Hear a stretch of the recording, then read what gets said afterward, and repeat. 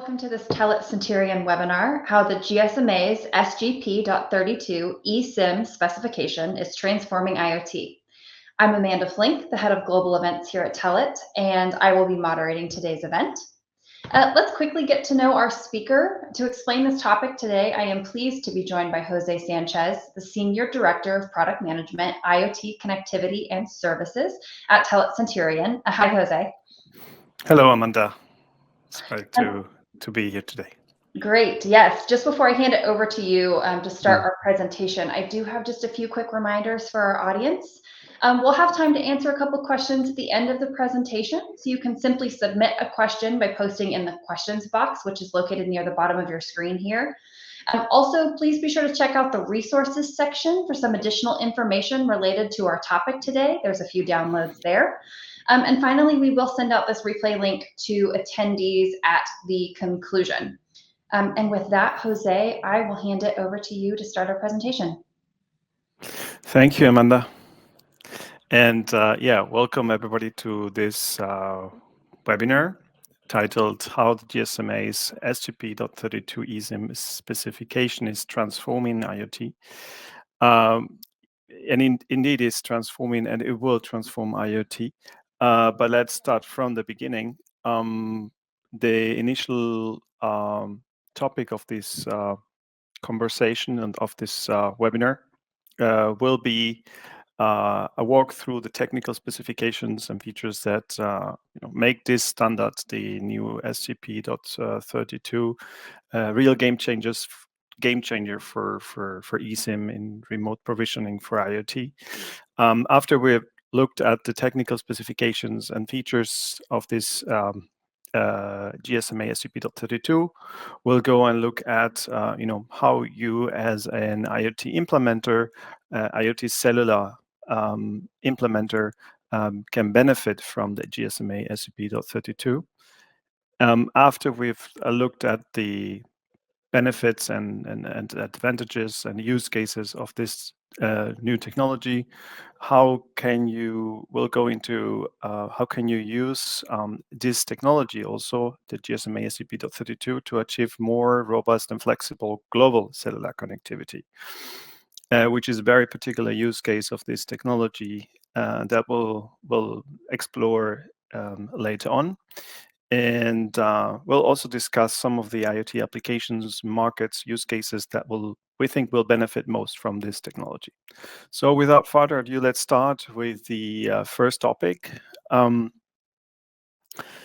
Let's go to the next slide with the history of the GSMA remote SIM provisioning specification. So the GSMA has been defining historically the specifications for remote SIM provisioning.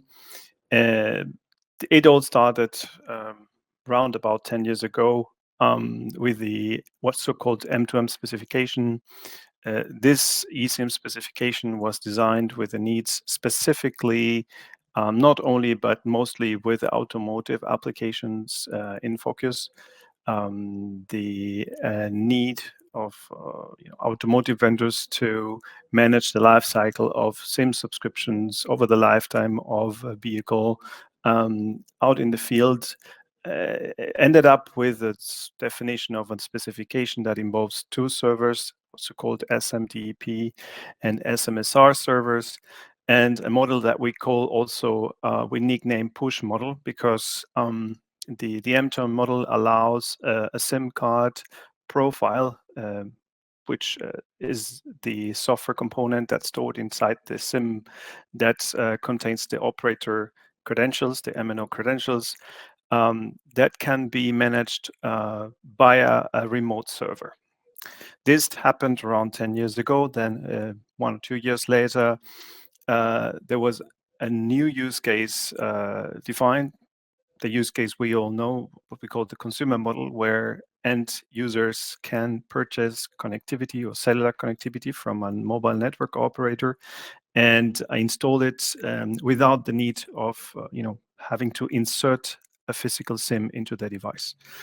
This so-called consumer model was designed for consumer devices, and it simplifies the picture because it involves only one server, what we call SMDP+, and additionally a software component in the device, which we call LPA. This LPA can be inside the device or the EUICC. We will come to that in a minute.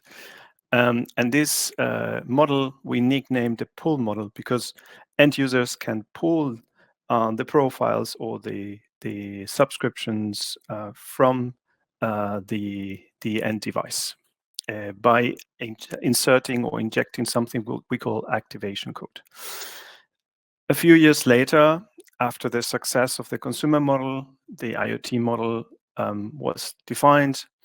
This IoT model is based on the experiences made throughout, let's say, around 10 years of eSIM, the eSIM technology in the automotive space, but also in the consumer space. And the target was to apply this technology and make it available to the wider IoT industry, and also to define the specification that would be efficient for resource-constrained IoT applications. The need of small footprint software and low or small data consumption, small battery consumption, which is essential for IoT applications. A new server component was introduced called the eIM. We will speak to that in a minute. And another software component, which is part of the IoT device, which we call IoT Profile Assistant or IPA. So this specification is very well underway. It's almost finished, but it's not finally released yet. We expect this to be released by the end of this year, although it was started in 2022, and it's still not finally released. We expect to see the first devices in the market popping up probably the second half of 2025. So if we go back in history, we will see that later. We see that the IoT specification versus the M2M and the consumer specification brings some key benefits. The IoT specification brings together the simplicity of the consumer approach, meaning that users can trigger, in this case, IoT service providers can trigger profile downloads from their device management servers, but also their remote management of or fleet management ability found in the M2M approach. This allows certain, well, or gives certain benefits because we are reducing, we go from two servers, SMDP, SMSR, to a single server architecture with the SMDP Plus. So this simplifies the whole architecture, reduces or eliminates the need for server-to-server integrations. It allows this system to work without need for SMS support. SMS support was required in the first generation of eSIM standards, the M2M approach. It's optimized for resource-constrained devices, and it really works with any 3GPP cellular technology from LPWA, NB-IoT, up to 5G, any kind of IoT cellular technology can be used for remote SIM provisioning. So let's go back to the original consumer architecture, which is the place where this SGP.32 originates from. The SGP.21 consumer architecture, which is the predecessor of the specification, the IoT specification, uses an architecture that involves two components. So obviously there is the EUICC or the SIM, the eSIM. And then there is an SMDP Plus server, which stores the SIM profiles. And in this model, there's always an end user that is triggering the profile download. So whenever a new operator profile or eSIM profile needs to be downloaded into an eSIM, there is an end user that enters something we called activation code. This has been defined or was defined in the context of this SGP.21 consumer architecture. And this activation code identifies the subscription, which is entered by the end user through a local interface in the device, in the smartphone, for instance, in this case. And there is a component called local profile assistant that is in charge of establishing a connection to an SMDP Plus server where the bound profile package, the SIM profile, is generated and where it is downloaded from into the device. The LPA also manages the communication with the SIM card and ensures that the profiles are installed and activated. So this is where it comes from, but obviously in IoT, the end user is not always in front of their device. In IoT, we always talk about fleet management, or in most cases where hundreds of thousands of devices are managed by a single organization. So instead of an end user, we usually have a device management server.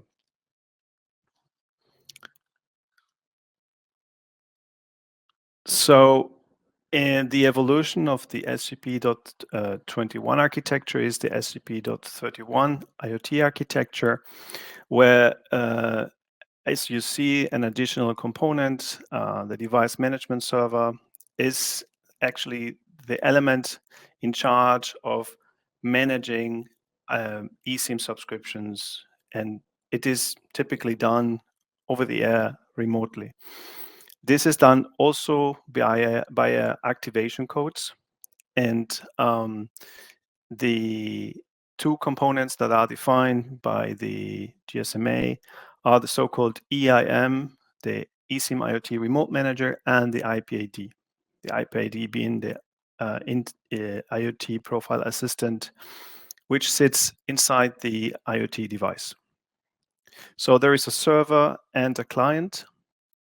Obviously, there's a server and multiple clients, and there's also an eSIM inside each device.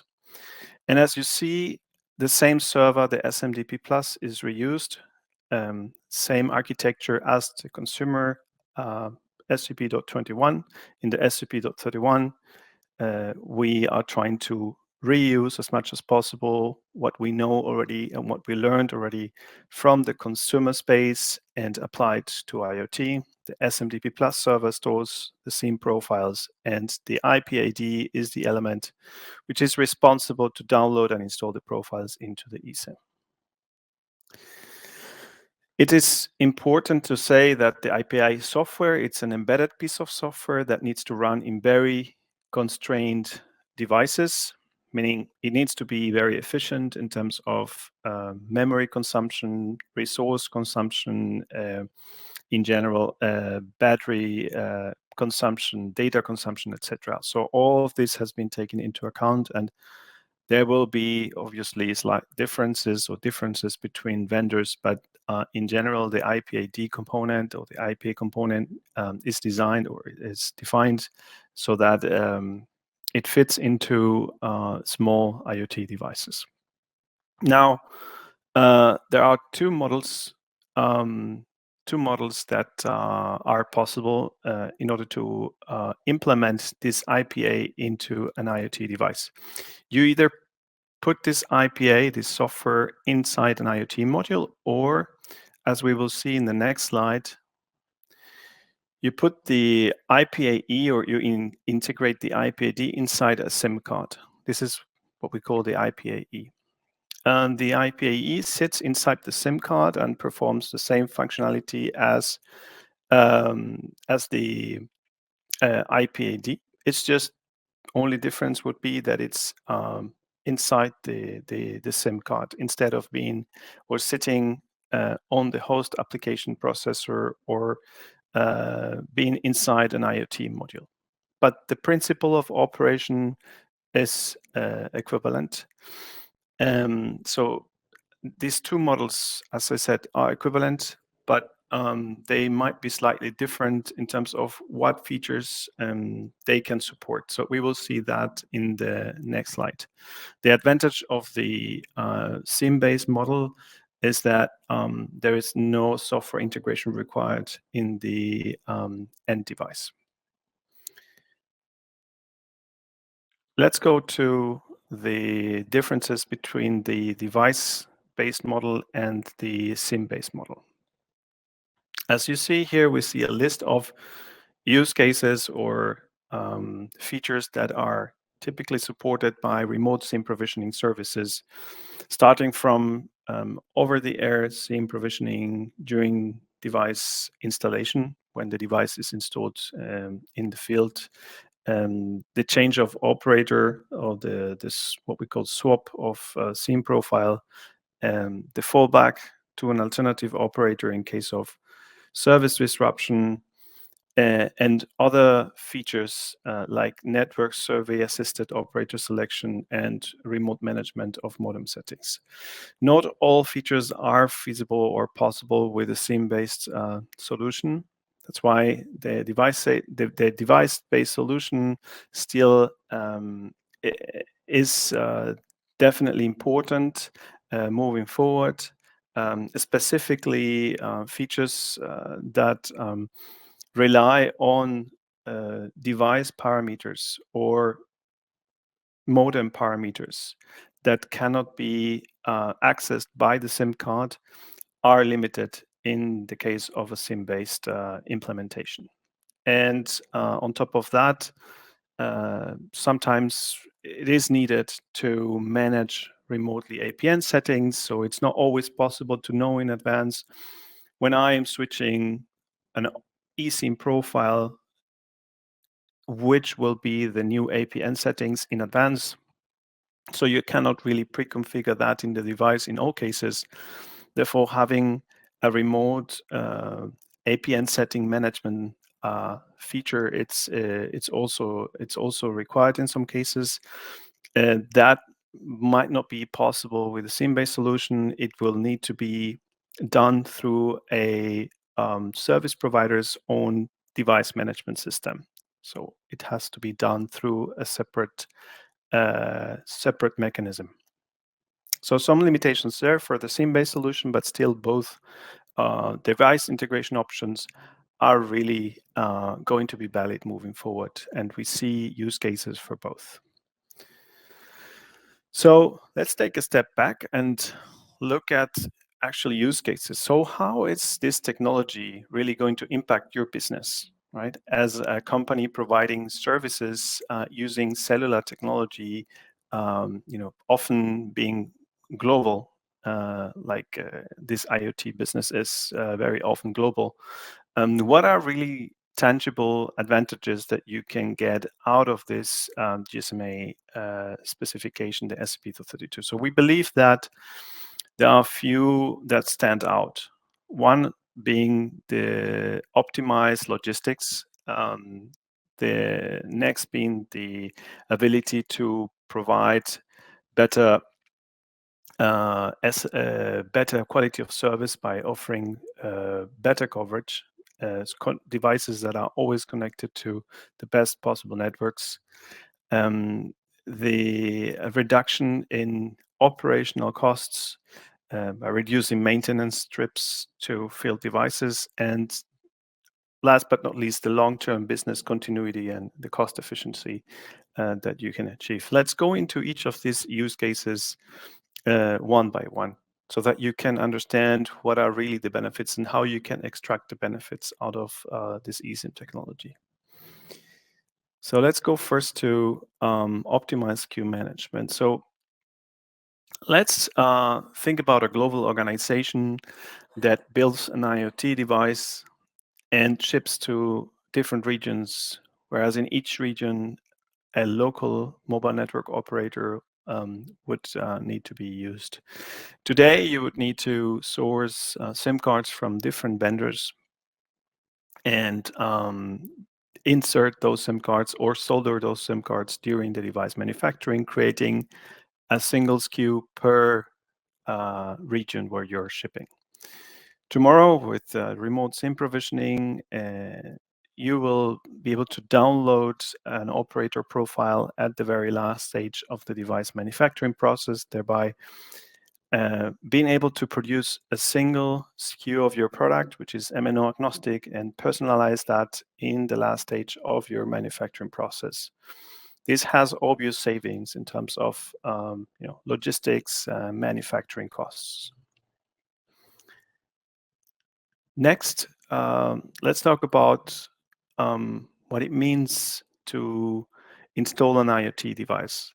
Typically, when you install an IoT device, you need to know beforehand that network coverage is good in this particular region or area where you're installing it. You need to ensure that the cellular coverage is good enough. And if this is not the case, you would either need to carry on with you different SIM cards and test them beforehand or during the installation, or you even need to carry different products and try them one by one, because the SIM cards have been soldered, physically soldered into the devices beforehand.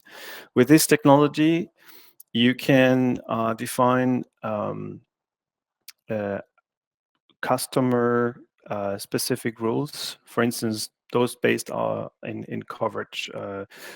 The IoT device is installed, and once the device is installed, by using technology we call Bootstrap. Bootstrap is the profile that's inside the SIM card at the very beginning of the IoT device life. So it's already pre-installed in the SIM card.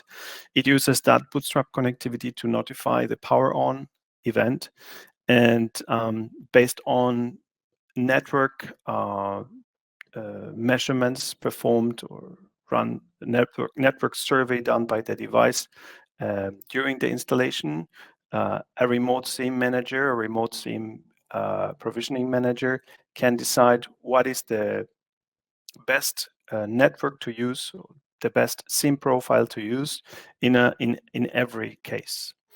And once the selection is done, this eSIM IoT remote manager decides what operator profile is the best one to use. In this case, a corresponding activation code is sent over the air and downloaded on site.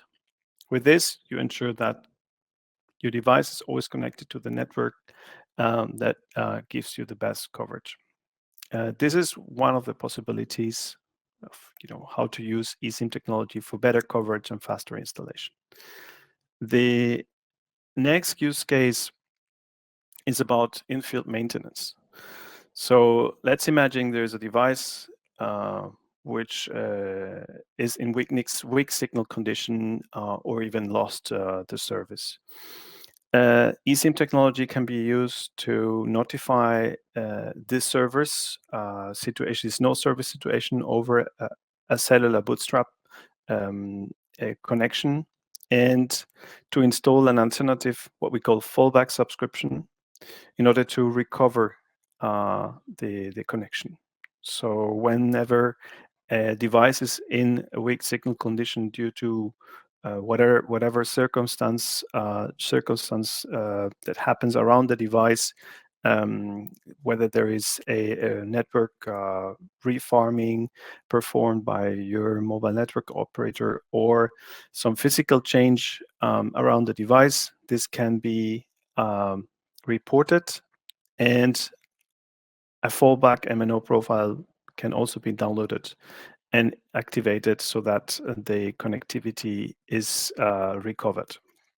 This can also be done, by the way, with a local profile, what we call fallback profile, that can be also pre-installed in the eSIM from the beginning of the life of the IoT device. In this case, there is no need to contact the server. The fallback can be done automatically. This improves resilience of IoT applications. Now let's go to the last use case, long-term business continuity. Imagine you have renegotiated your rates and would need to switch all or part of your fleet from one mobile network operator to another. Remote SIM provisioning technology also enables this through the eSIM IoT Remote Manager. You can program a campaign, define your targets, send activation codes over the air to IoT devices, and let the IoT devices download and activate a new operator profile. So this is a simple way to avoid having to send technicians out to the field to physically change SIM cards. As you see, there is really a lot of tangible advantages that you can get out of eSIM technology, specifically GSMA SGP.32 makes it available to a much wider segment of the IoT space. Now let's go to our third point. We wanted to talk about cellular connectivity and how this technology allows mobile network operators and IoT MVNOs to offer a more comprehensive connectivity solution. If you look at this page, you'll see that these are the typical ways how connectivity is sold today by mobile network operators and mobile virtual network operators, or MVNOs. Either you have a SIM which is bound to a specific mobile network operator with a single identifier, or you have a SIM that can roam into other networks, and it's either a single IMSI or a single identifier, or multi-IMSI, multi-identifier, or you have what we call multi-profile SIMs, which is just another name for eSIM. So in the case of multi-IMSI profiles, they provide an obvious advantage, meaning in a single SIM, you can store multiple exchangeable unique network identities, meaning you can register into multiple mobile networks, benefiting from multiple sets of roaming agreements, giving you a much broader global coverage. This still is a single eSIM profile, right?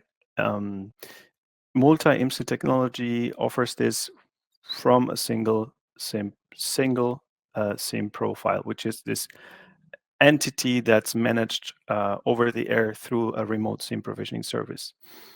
Now, if you add on top of that what we call a multi-profile SIM, and you combine multi-IMSI technology with multi-profile technology, you have the best of both worlds. You can have multi-IMSI profile, but you can also have additional profiles, each of them with one or multiple network identities, and you can install, enable, disable, or delete them throughout the IoT device lifecycle. This allows IoT MVNOs to offer you a much more flexible and robust connectivity solution. Let's then summarize a bit how the GSMA SGP.32 eSIM and in general eSIM technology complements multi-IMSI solutions. We see that by combining a multi-IMSI technology and multi-profile eSIMs, connectivity plans will be much more flexible than ever before. We believe that multi-IMSI plans will coexist with eSIM approaches. Global MVNOs such as Telit, Cinterion, we are also a global IoT MVNO, and global IoT MVNOs might install new SIM profiles over the air as they are needed, so that you get the best of both worlds. You can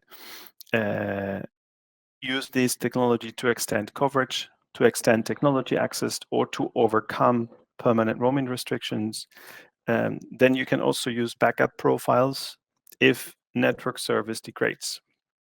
eSIM technology, as you remember, offers you, the GSMA SGP.32 offers you the possibility to use a feature called fallback.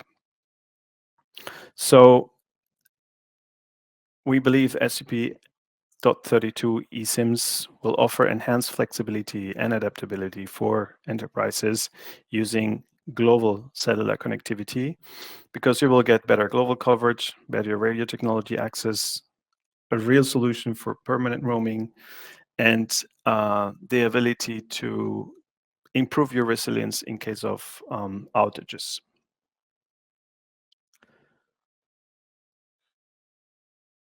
So let's go to our last point. We wanted to explore in a few examples how eSIM technology, and in particular this GSMA SGP.32 technologies, will be used in the real world. And I'm sharing here a few examples. First one comes from the smart energy and smart metering space. Here, players in this space, they need to typically manage multiple deployments in different countries. This represents a significant complexity and logistics problems, actually. So in the end, eSIM technology brings this logistics simplification. And on top of that, smart meter vendors can provide utilities the ability or the feature that they need, which is the ability to change MNOs, giving them much more flexibility in terms of how they manage their deployments, which are typically 15, 20, 25 years in the field. Industrial smart security and surveillance systems, they require 24/7 connectivity. It's needless to say, reliability is essential here.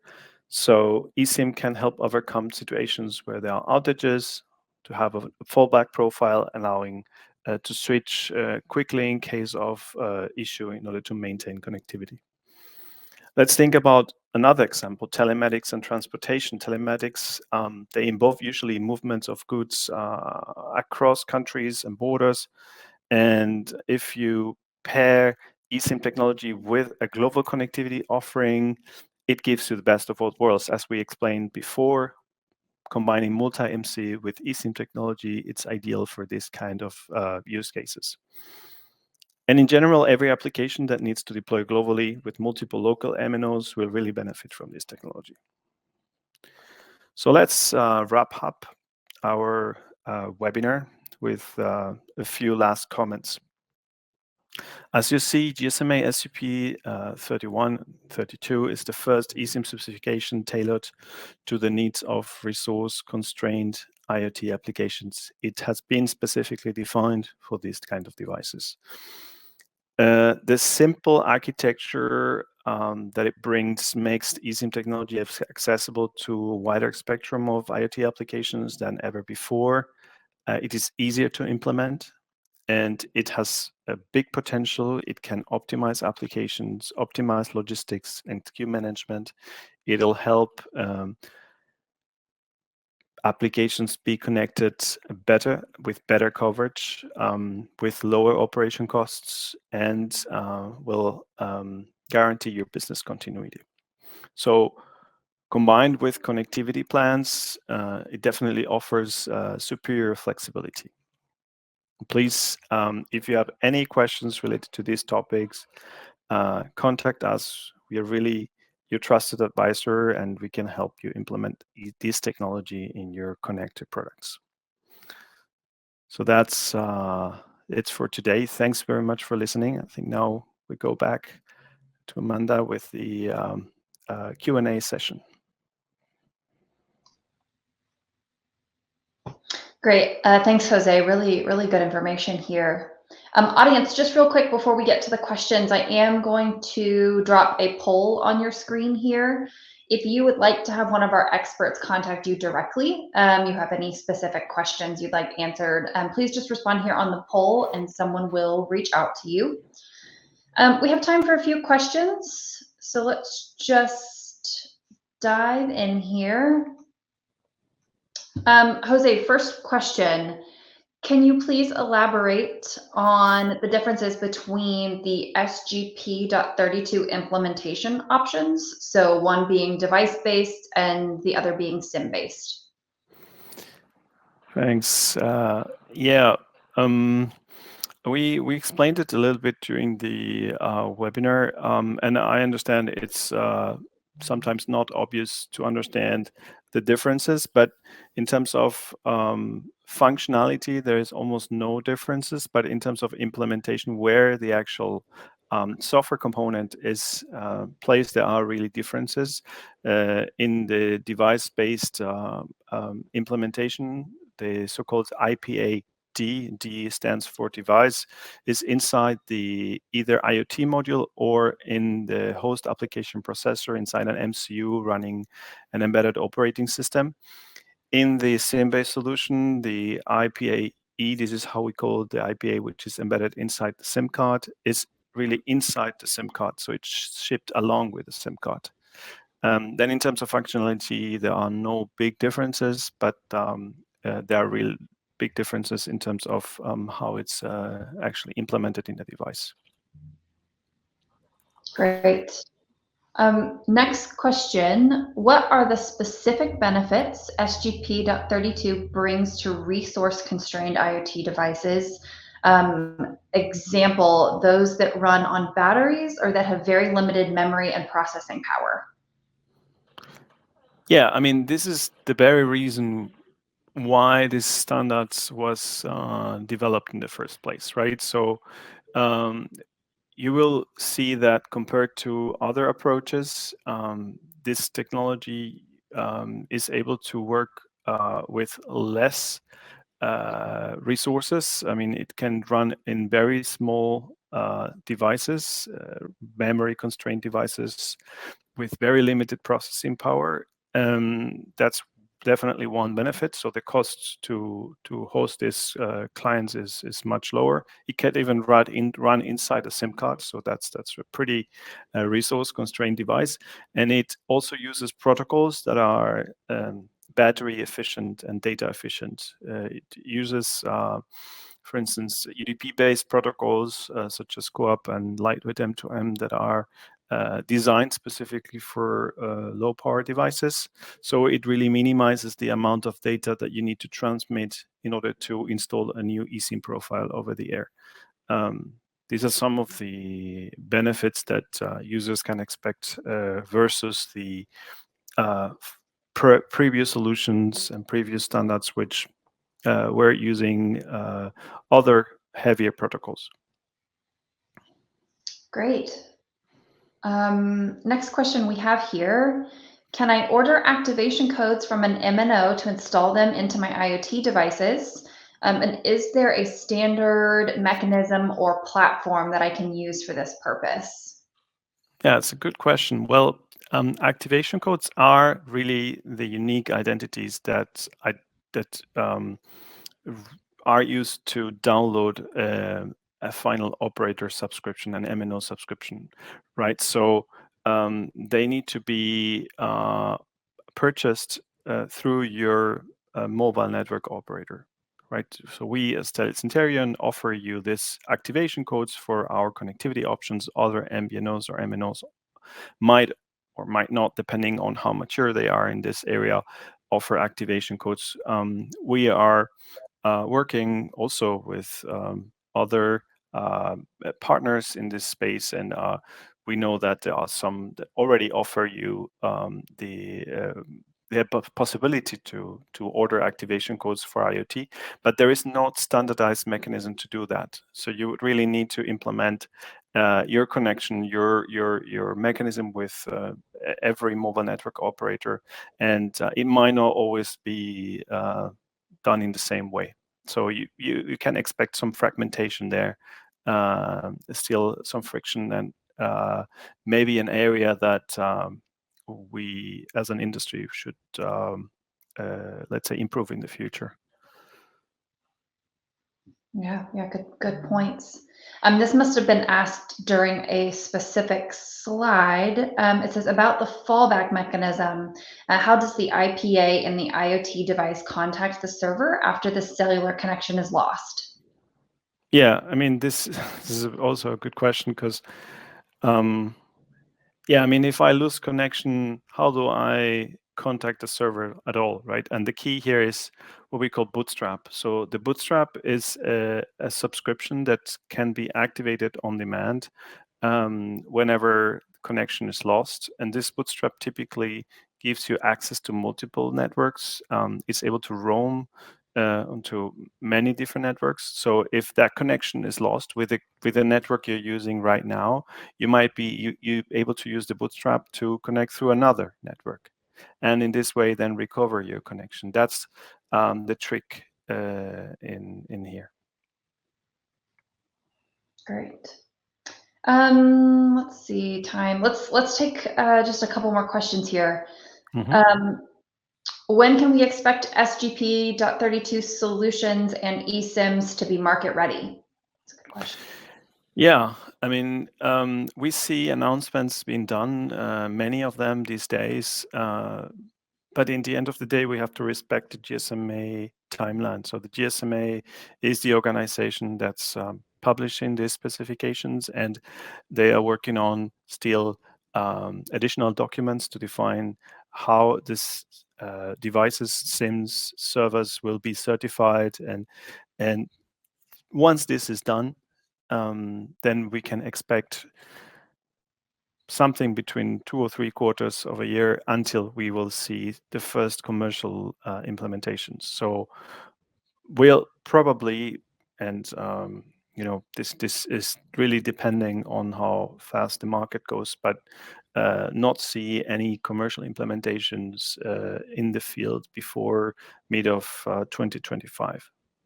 So starting second half of 25, we might see the first commercial solutions out there.